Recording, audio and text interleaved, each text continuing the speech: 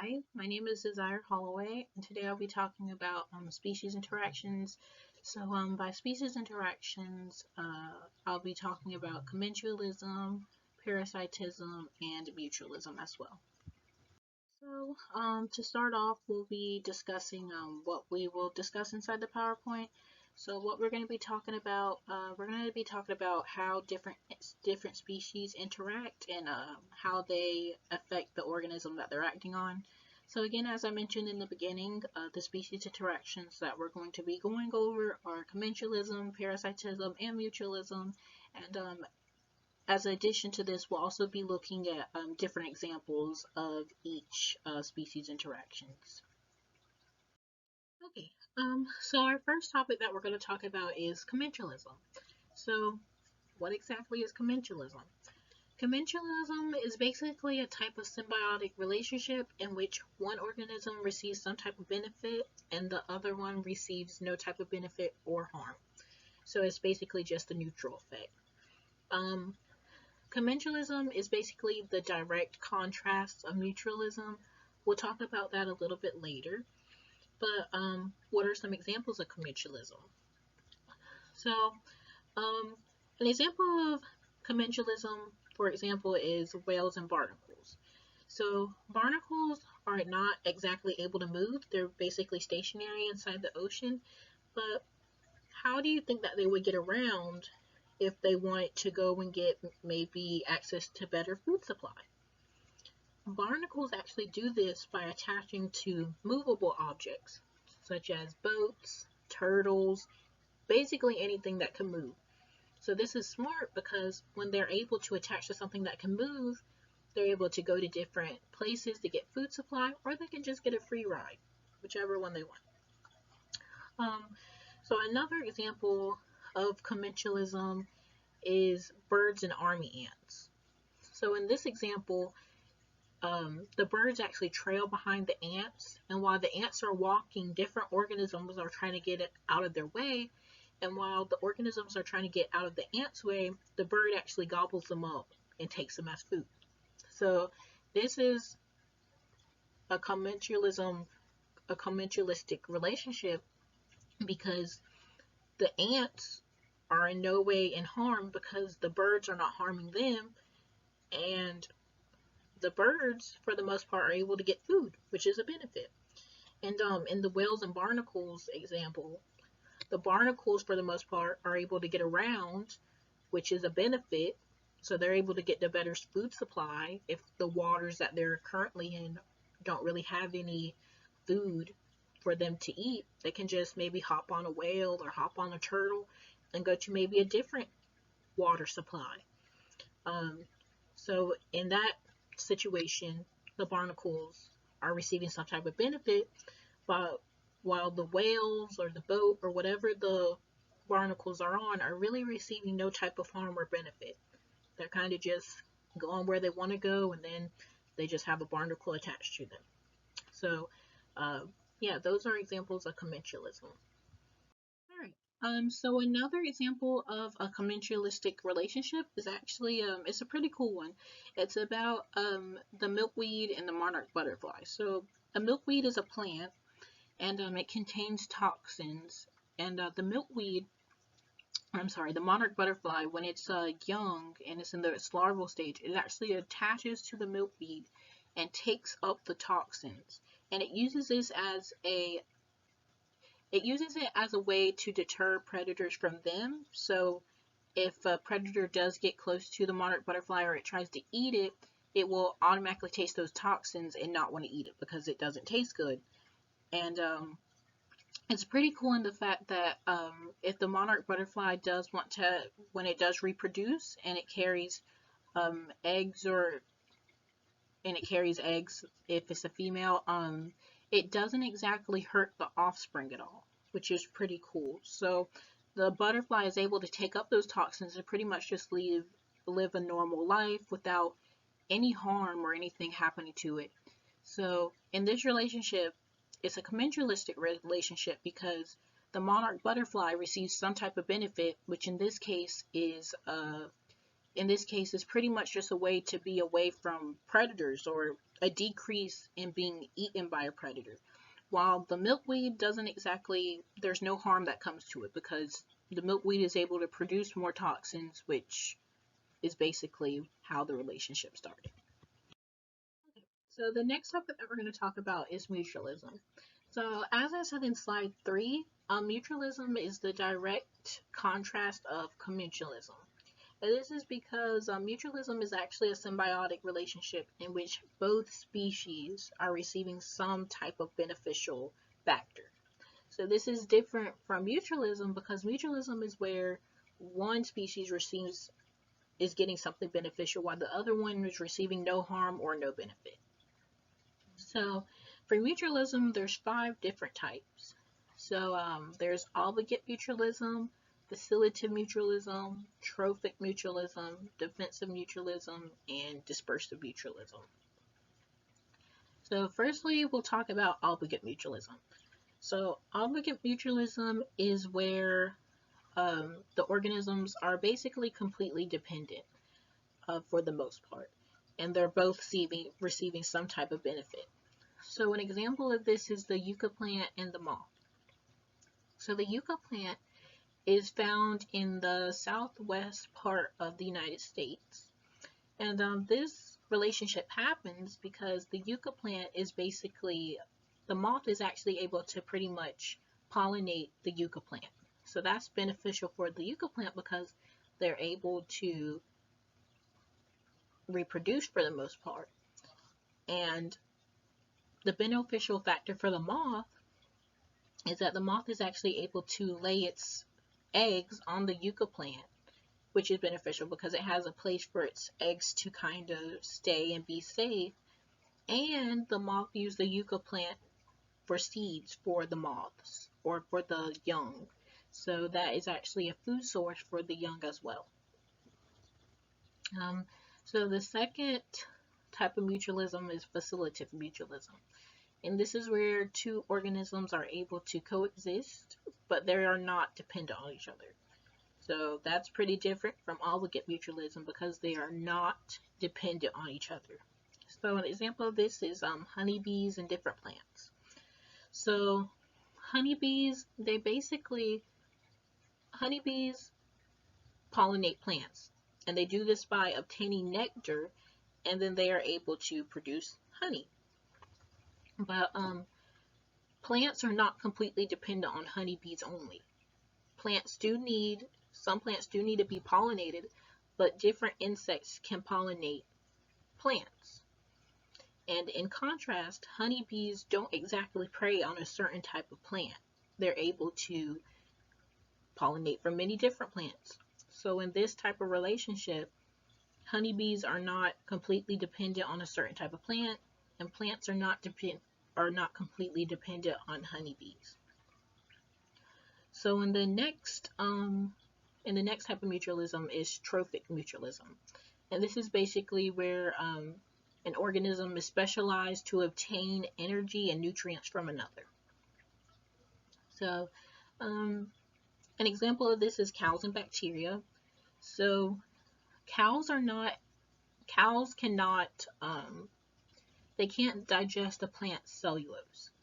So a way for them to be able to digest this plant cellulose is by having bacteria in its gut. So the bacteria is able to help digest this plant cellulose. So that helps the cows, while the bacteria is able to live in the cow's gut. And that allows them to get nutrients, which allows them to pretty much grow and develop very well. So the next type of mutualism is defensive mutualism.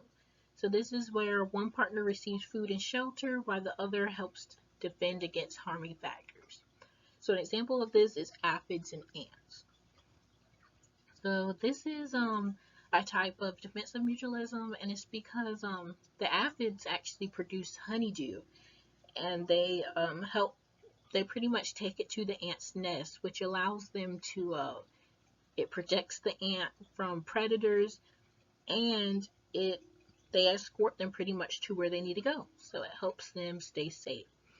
And for the aphids at least, or for the ants, the ants are able to actually go and they help the aphids assemble their eggs, and it allows the aphids to have they stay where the ants are, which allows them to have a nesting chamber to survive the cold winters, which allows them to pretty much be safe from, you know, a harsh environment during the winter. If there's lots of snow or something, then they have a place to stay.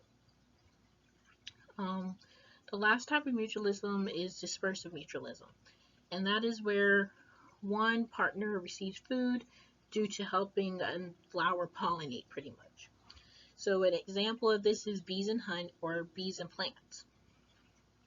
So this is an example of dispersive mutualism because the bees are able to pollinate the plants, which allows them to get nectar and create honey, which is basically a food source for them.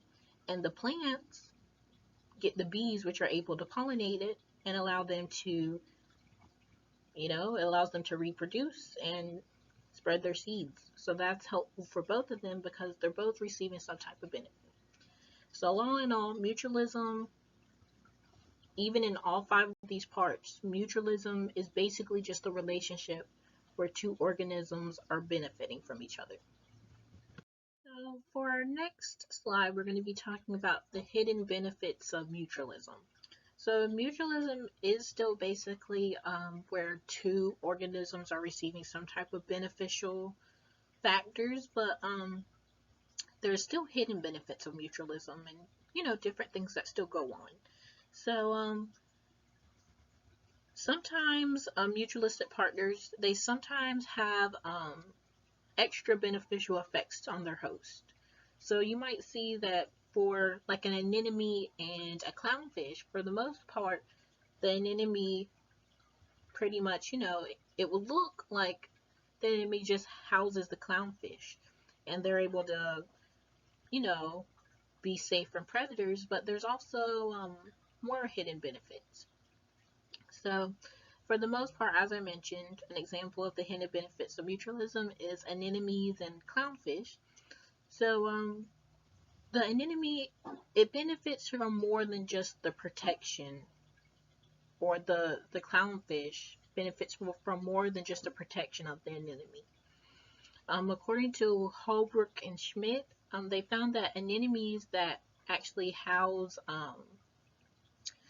clownfish and other organisms, they experience enhanced growth rates, and they observed more amounts of asexual selection.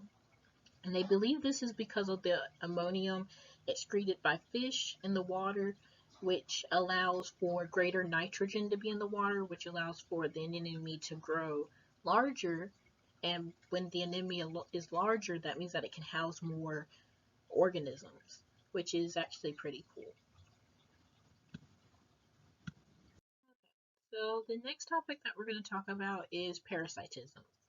So parasitism is a type of symbiotic relationship in which pretty much one organism lives inside another organism and it causes it some type of harm. So a parasite is pretty much defined as an organism that relies on the host to live. And if an organism can live without a host, then it most likely isn't a parasite, because parasites do depend on its host to live. A host is pretty much defined as an organism in which the parasite lives in or depends on for resources. A good example of a parasite is fleas for the most part. Fleas, they sometimes can live on dogs, and the parasite pretty much takes the blood and nutrients that the dog has, and this allows harm to the dog because fleas can transfer a lot of different illnesses and lots of different things to dogs, which makes it extremely harmful for them to be on dogs, which pretty much classifies it as a parasite.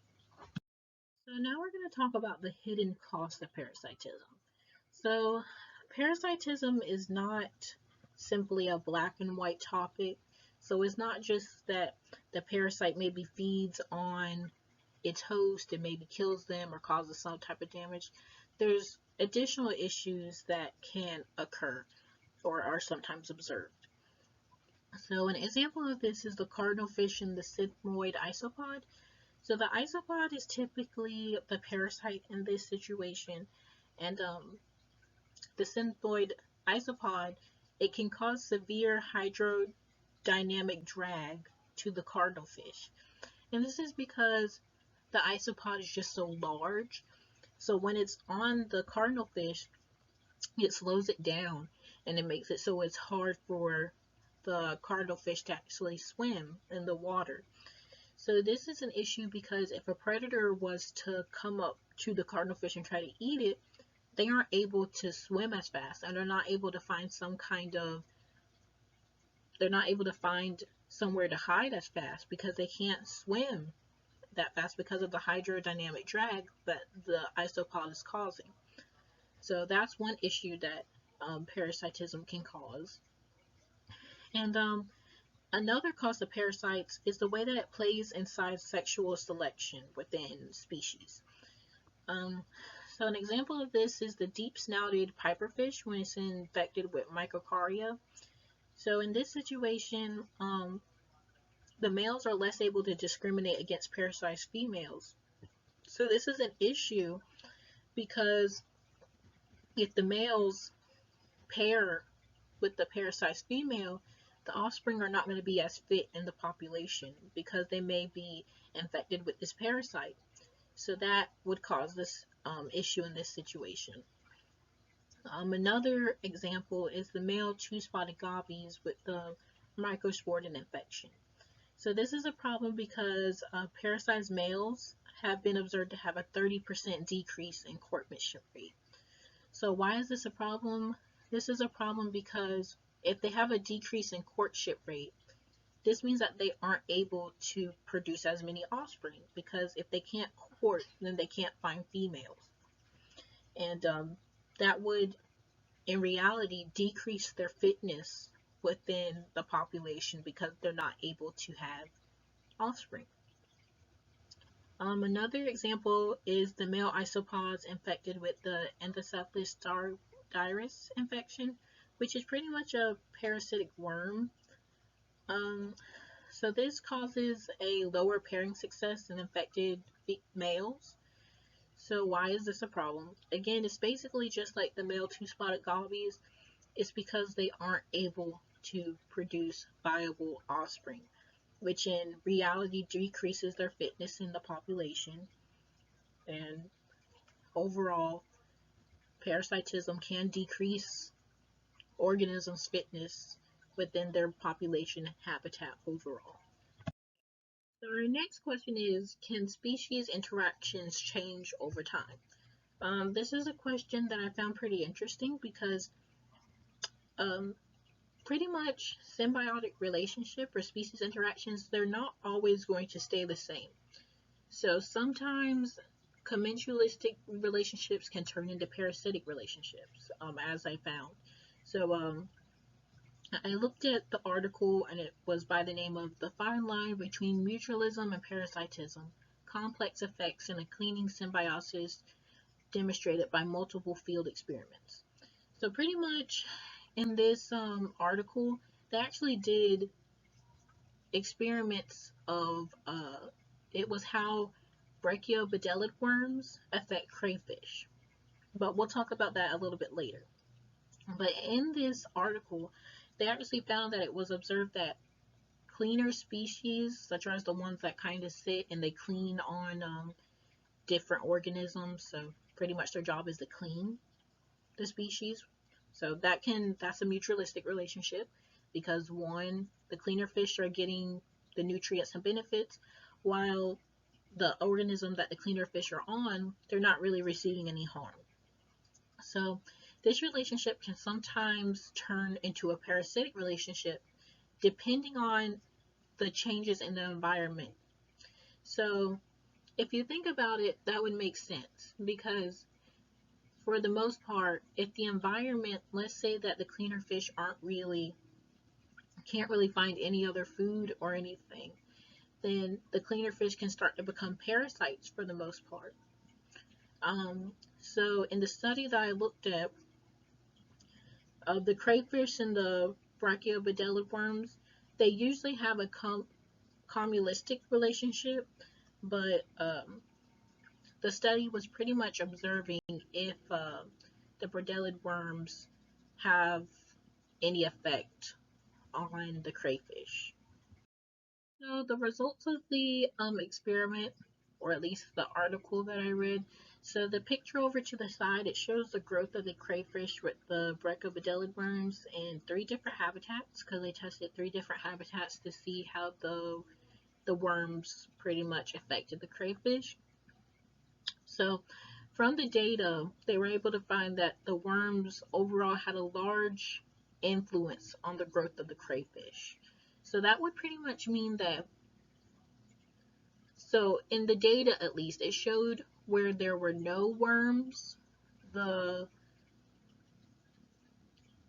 crayfish were actually able to grow better compared to when there were more worms. So this could actually show that for the most part, the brachiopodelid worms are more parasitic, because without worms they were able to grow better, while when there were more worms they did not grow as well. And it was also observed that at high densities, brachiopodelids may have a parasitic effect on crayfish. So that may explain why the data looks like this, because when there were more worms, such as 12, like in the top picture, which is number A, you can see when there were 12 worms, the crayfish do not grow as much. So when there's great densities of brachiopodelids on the crayfish don't do as well. So that was something that I found pretty interesting, because they usually have a commulistic relationship, which means that one of them benefits, the other doesn't. But in high densities, it becomes more of the parasitic relationship. So in conclusion, from the information that I was able to look at, species interactions are extremely important to certain species and certain habitats as well. This is because species sometimes they rely on each other, and I think that's the beauty of the world, that not all species are just dependent on themselves, but they're dependent on others as well.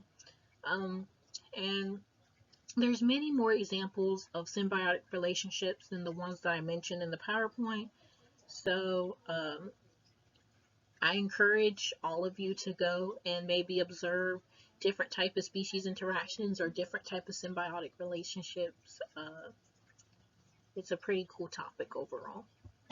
Okay, and that's the end of my PowerPoint. I hope you enjoyed, and I thought this little picture was cute of the clownfish and the little anemone. But those are the references that I used, and thank you for watching.